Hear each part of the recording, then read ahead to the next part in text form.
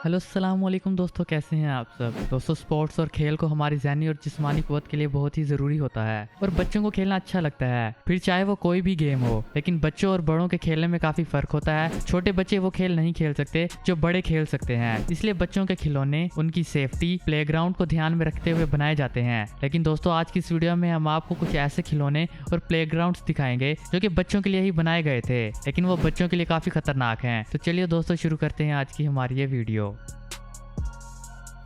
दोस्तों, अब इस प्लेग्राउंड को देखें जिसमें स्लाइड्स और खेलने के लिए दूसरे इक्विपमेंट्स बनाए गए हैं, लेकिन उनकी हाइट इतनी ज्यादा है कि ये किसी भी बच्चे के लिए सेफ नहीं है। लेकिन फिर भी कुछ बच्चे इस स्लाइड पर चढ़कर खेल रहे हैं, जो काफी खतरनाक हो सकता है। दोस्तों, जिसने भी ये स्लाइड डिजाइन किया है, पता नहीं उसके दिमाग में क्या चल रहा था और इन बच्चों को यहाँ इनके पेरेंट्स ने कैसे छोड़ दिया है। जैसे कि आप देख ही सकते हैं कि एक बच्चा वहाँ ऊपर चढ़ा हुआ है, पता नहीं वो वहाँ कैसे पहुंचा और अब वो नीचे कैसे आएगा।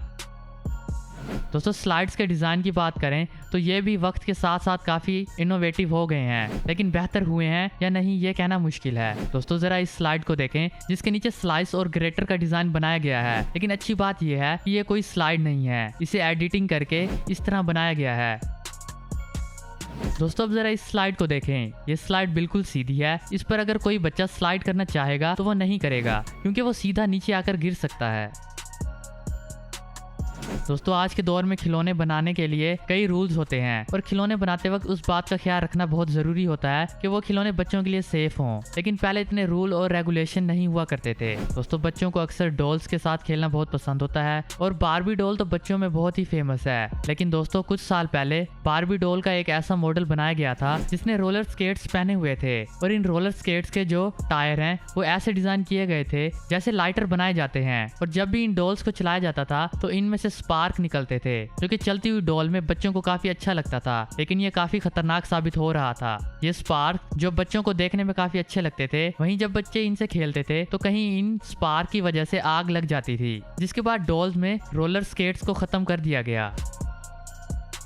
दोस्तों, खिलौने भी कई तरह के होते हैं जिनमें डेक्स टॉय भी होते हैं, जैसा कि स्पिनर, मैग्नेट वगैरह। दोस्तों, इस तरह के दो मैग्नेट के साथ तो बचपन में आपने खेला ही होगा, लेकिन इस तरह छोटे छोटे मैग्नेट के बॉल एक कंपनी ने डिजाइन किए थे जिन्हें आप आपस में चिपकाकर अपने हिसाब से कोई भी शेप बना सकते हैं। काफी बच्चों को ये पसंद आया और वो इससे अलग अलग शेप बनाते थे। लेकिन दोस्तों, इस मैग्नेट को मुंह में डालकर निकलने के कई केसेस सामने आए, जिसमें कुछ बच्चों ने गलती से इस मैग्नेट को निगल लिया, जिसके बाद इस मैग्नेट को निकालने के लिए सर्जरी करनी पड़ी। लेकिन डॉक्टर्स का कहना है कि इन मैग्नेट्स को निकालना आसान नहीं होता, जिसके बाद इन मैग्नेट बाल को अमेरिका में बैन कर दिया गया, जिसके बाद कंपनी ने अदालत में इन बैन को हटाने के लिए अर्जी दी और कई साल बाद बैंक ने कुछ शराइत पर इस बैन को खत्म भी कर दिया, जिसके बाद दोबारा से इस कंपनी ने मैग्नेट बाल को अलग तरीके से डिजाइन करके लॉन्च किया और इस तरह के खिलौनों की पैकेजिंग पर क्लियर प्रिंट किया गया कि ये बॉल्स बहुत छोटी हैं और बच्चों के खेलने के लिए नहीं बनाई गई, ताकि आगे से ऐसा हादसा ना हो, और अगर हो तो कंपनी इसकी जिम्मेदार ना रहे। दोस्तों, इस तरह के खिलौने बच्चों के लिए बहुत ही खतरनाक होते हैं, इसलिए आप भी एहतियात करें।